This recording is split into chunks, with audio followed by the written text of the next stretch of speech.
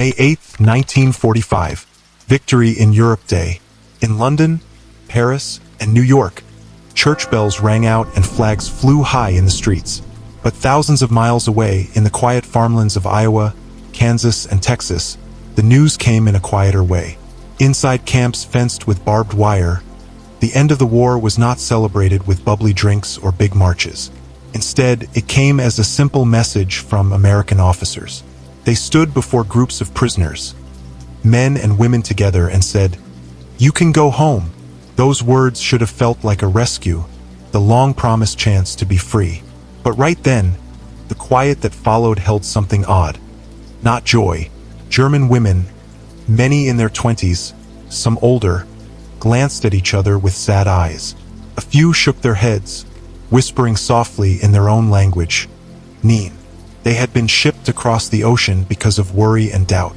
Some had helped in the Luftwaffe Communications Corps, others were nurses who trailed the Wehrmacht, and a few got caught just for working near the wrong group.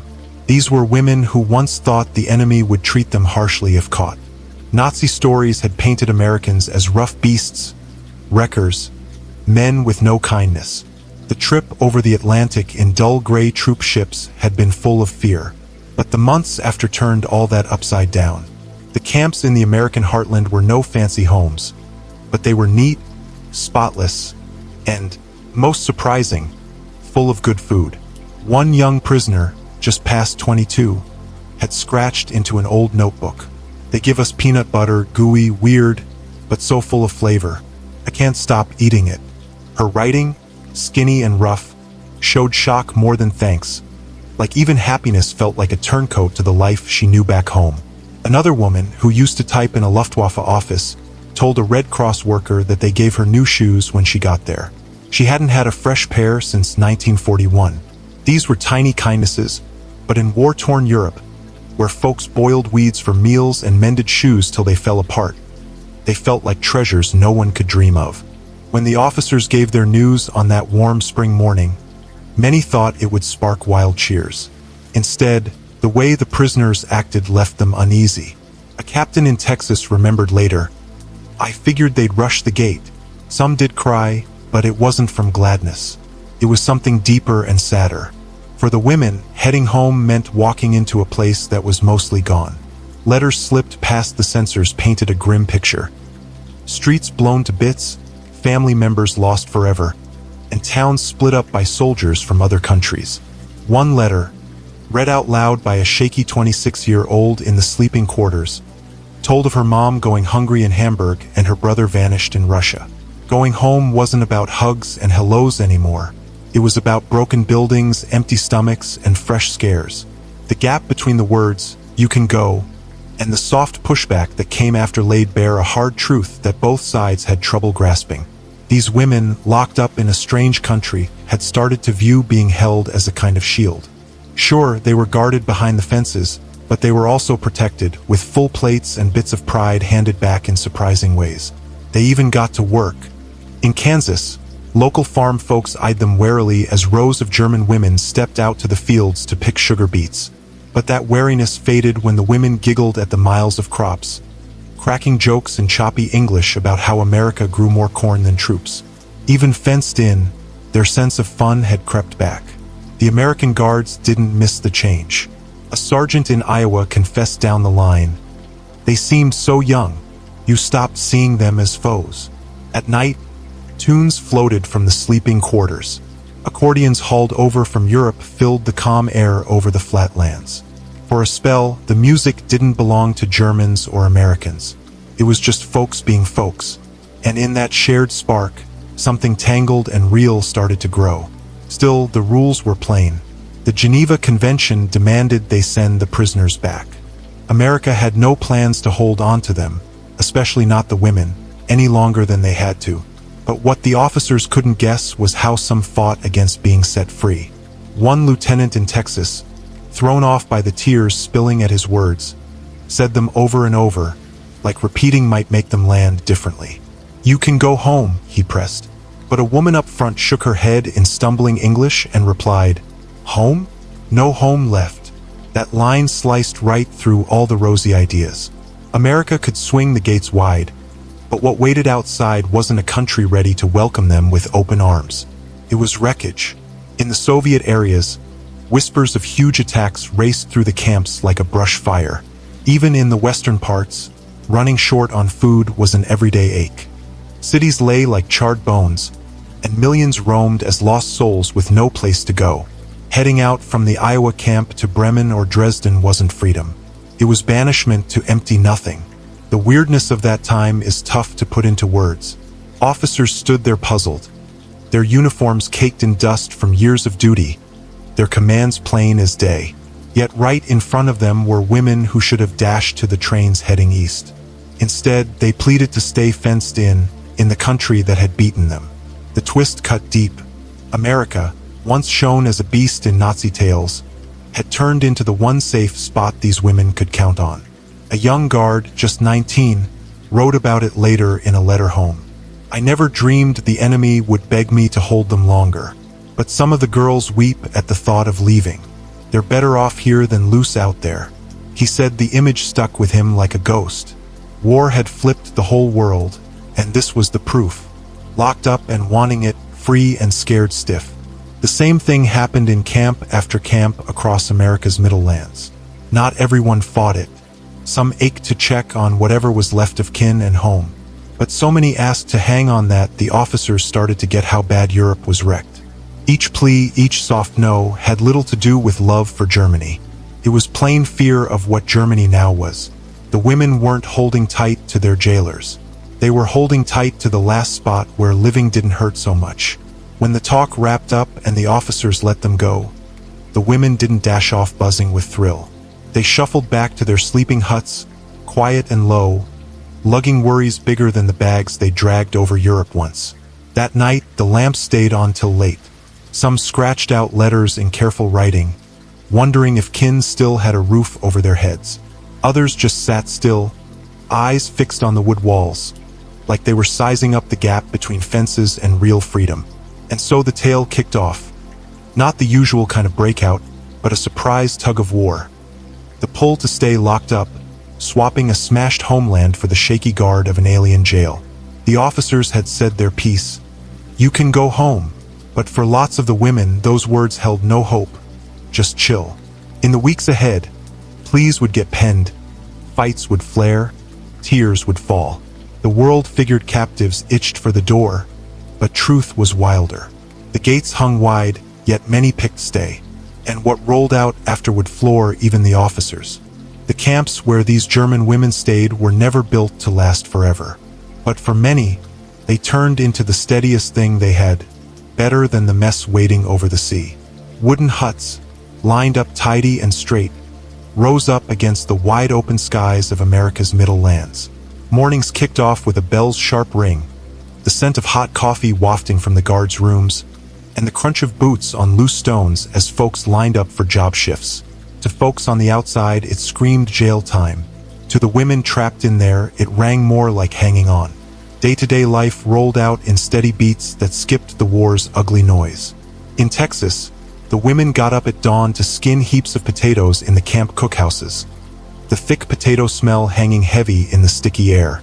In Iowa, they toiled on farms with guns watching close, stooping low over corn rows and sugar beets, their skirts sticking wet with sweat, the sun beating hard on their necks. Local families would stare from afar sometimes, tired eyes squinting from front steps, braced for trouble or tricks. But what drifted their way was giggles on the breeze. Women chatting in German, now and then bold enough to copy the English bits they caught.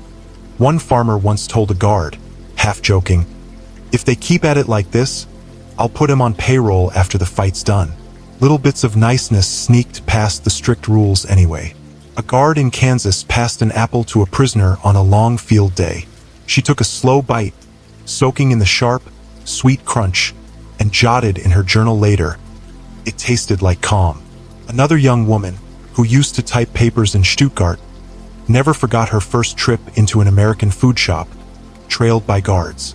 Shelves burst with shiny tin cans under bright bulb glow, bars of soap piled high, and even cloth bolts stacked in a splash of hues. "I figured it was all a fancy dream," she admitted much later, "to spot so much stuff in one spot." The plenty poked fun at old hurts from home, where long lines twisted through bombed-out roads just to snag a handful of flour. The gap between what they expected and what they got grew bigger every month. Nazi stories had scared the women with tales of American jails full of beatings, empty bellies, maybe even the end of life. But instead, they got 3 hot meals a day, up to 3,200 calories, said Red Cross notes. That beat what most folks back in Germany scraped by on in the war's last stretch, when food shares shrank to almost nothing. Real meat showed up on their trays, bread came fresh and fluffy, and after years without, they could wash their hair with true soap. The twist wasn't lost on them. One woman told her bunkmates she ate better trapped behind fences than she ever had in her own house. The Americans started shifting their views too. At the start, distrust hung thick. To lots of guards, a German outfit, even on a woman, felt as dirty as a gun. But bit by bit, wariness turned to seeing straight. They spotted the tiredness in the women's eyes, the ache when mail came from across the sea, the grip on faded family photos worn soft from thumbs. A sergeant in Oklahoma thought back, "They don't look a day older than my kid sister. How can I tag them as foes?" The edges softened, even if no one said it out loud. Music stretched a hand over the split. Come evening, the women huddled in their huts, one squeezing an accordion, another slapping a beat on a bed frame. Tunes spilled out, old German folk songs or kid-time prayers from way back. Guards stopped their rounds to hear, the sad strains floating into the flatland dark. For the women, it kept their hearts whole, a nudge that outside the wire, life still sang. Not all of it flowed smooth. Being alone hit heavy, and moods snapped in tight spaces. Fights sparked over mail, old stories, whispers of what lurked back in Germany. But even those rough spots made the puzzle deeper. Inside the camp fences, they squabbled like folks next door, not like folks locked up. In a way, they pieced together a shaky group, held tight by the same unknowns and a surprise spark of self-respect. A funny streak for hanging on wove through their days. They poked fun at each other's English twang, giggled over plate after plate of cornbread, and cracked wise about how Americans tossed corn into every dish. One woman, sunk knee-deep in an Iowa field, tossed up her hands and announced, "If the war doesn't get me, corn will." The guard next to her burst out laughing, no holding back. It was a tiny spark, but it knocked chips off the walls both sides had stacked high.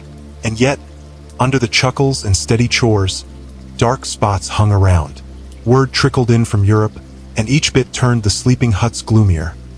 Towns smashed flat by bombs, kin gone missing in the east, and a slow, gnawing hunger that ate up what scraps were left of the old Reich.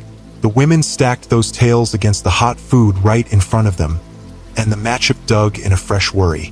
Being free meant ditching the one spot where they felt safe and stuffed. The tug-of-war showed more as months dragged on. Guards spotted tears at mail time, women hugging letters like the wind might snatch them off. One remembered watching a prisoner stand dead quiet for a full hour by the fence, eyes locked west like she wanted to etch the American skyline in her mind. It wasn't fondness for the land that held her. It was plain terror of the one lurking just past. The camps turned into spots full of twists, jails that filled you up, fences that guarded more than they trapped. The women turned twisty too, fighters with no guns, locked up folks scared spitless of getting out. Officers scratched their heads over it. Why pick staying fenced in over grabbing freedom? The real why got sharper with every story told, because the world out there had crumbled. In that twist lay the core of their tale. They weren't turning thumbs down on home. They were turning thumbs down on wreckage. They weren't grabbing hold of America. They were holding on tight to the last bit of safety they had. And as the officers geared up for the sure thing, sending everyone back home, the begs started coming out. Some came in shaky English whispers, others scratched quick on bits of paper. "Please let us stay." It was an odd ask for folks behind bars to make, one that rattled the officers who caught it. Being locked up had turned into a hideout, and being free had turned into a fright. The twist stung sharp, the sort that makes you think history's too mean to dream up. The fences meant to split folks had become their guard. And soon, with trucks and trains lining up, those guards would get yanked away. The women felt it coming. The guards half guessed it, and what hit next would push both sides harder than anyone figured. The first trains pointed east sat waiting in the summer of 1946, their steel wheels shining under the flatland sun. For the American officers, the job looked plain. Send the prisoners home, like the Geneva rules said, and get things back in line by dropping them on their own dirt. But for the women who'd spent a year or more fenced in, the idea of climbing those trains scared them worse than staying put. Mail from Europe had already sketched a bad dream. Hamburg sat as a pile of burned bricks. Dresden still smoked. Cologne wasn't called a town anymore. It was a moon-like waste of smokestacks. Even the west parts run by Brits and Yanks reeled from empty shelves. Families swapped old treasures for spuds. Kids dropped in class from empty guts. And a lady might hike 10 miles for a pound of flour. The prisoners heard these bits not from enemy lies, but from wobbly handwriting stuffed in envelopes that crossed the ocean. One 24-year-old Luftwaffe helper named Hannelore read her bunkmates her mom's words from Hanover. Your sister is gone. Your father is missing. I sleep in the cellar because the roof has holes. If you return, I do not know where you will sleep. The paper crumpled in her fist, but the shake in her voice hung around long after the note got tucked away. Another woman fell apart when she heard her village had been swallowed by the Soviet push. She whispered to a guard in choppy English, "My home does not exist." To the officers, heading home was just about trucks and trains. To the women, it meant drifting through broken bits, pleading for bits of food. One camp boss later said the begs shook him worse than any fight back. It was simpler to face anger than plain heartbreak. Some women tried writing pleas, scribbling notes that asked to stretch out their stay or snag jobs in the United States. Others went bolder, signing up to nurse in American sick bays or offering to scrub huts just to stick inside the fences. A handful even wondered if they could wed their way into staying, though rules shut that down cold back then. What made the scare bite harder was the dark cloud of the Soviet side. Tales slipped into the camps about huge payback hits, women yanked from basements, whole towns cleared out under cover of night. Even those aimed for British or American chunks dreaded the trip east. Trains often dumped folks in short-term spots with slim grub and no clue on next stops. A young woman named Lottie, once a desk helper in Bremen, told a bunkmate she'd sooner mop floors in Texas till she dropped than face one night in the Soviet stretch. Her words bounced around the beds like a promise, even if everyone knew she couldn't hold it. The twist hit hard for Americans who caught these chats. They'd been drilled to spot Germans as die-hard Hitler fans, glued to the end. But here were women scared stiff of their own land more than the fences holding them. A 19-year-old guard put it in a letter home. They fear being free. Can you picture it? They sob at the thought of going back. They say nothing's left there, no food, no point to keep on. Some would pick being our captives forever. Even tiny, everyday bits drove home the split between America and Germany. A prisoner in Kansas gawked that she could soap up weekly. Her sister in Frankfurt wrote she'd gone months without a wash. Water too rare and soap flat gone. In Oklahoma, women hummed to accordion beats. In Berlin, folks left alive huddled in basements, ears on the creak of falling walls. The matchups stuck like thorns. Being locked up, once a nightmare, had turned into the one spot where days had a beat and bellies stayed full. And still, commands rolled down like clockwork from desks. Trains would pull out on time. Boats would haul them over the sea, and the U.S. Army would tick off its duty. In meetings, officers kept saying the women ought to thank their lucky stars for the door. Few stopped to think what waited past the waves.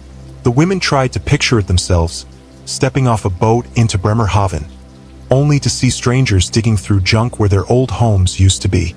Would their moms still be breathing? Would their kids, if they had any, even know who they were? These worries squeezed so tight that many stayed up in the huts, eyes glued to the roof beams, ears on the soft breaths of bunkmates who tossed and turned too. One night in Iowa, a big storm slammed the huts, rain pounding the tin roof, wind shaking the window flaps. Inside, the women bunched close, voices low and soft. They didn't talk about going back happy. They shared scares. "We'll get lost in the shuffle," one said. Another mumbled, "We'll come home as beggars." A A third breathed out the worst one. Better locked up here than loose in the mess.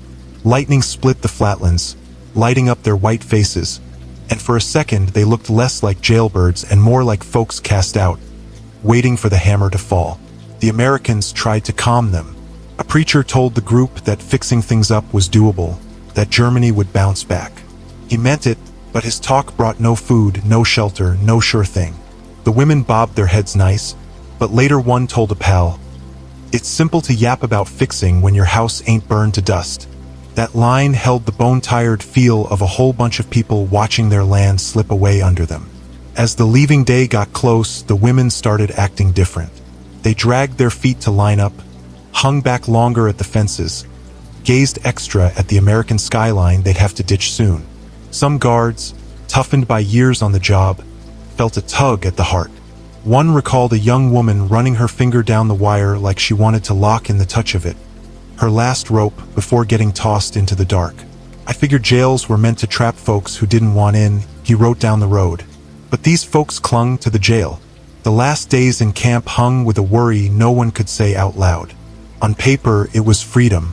Real talk, it was shoving them back to wreck and ruin. The women stuffed their few things into bags. A scarf knit while stuck there. A snapshot of a guard's kid handed over sweet. A notebook crammed with notes on soap and corn and songs. Every piece weighed more than the bag holding it, because each one stood for a life about to blink out. When the trains finally hooted, the noise mixed relief with chill. The officers figured they were doing right by the rules.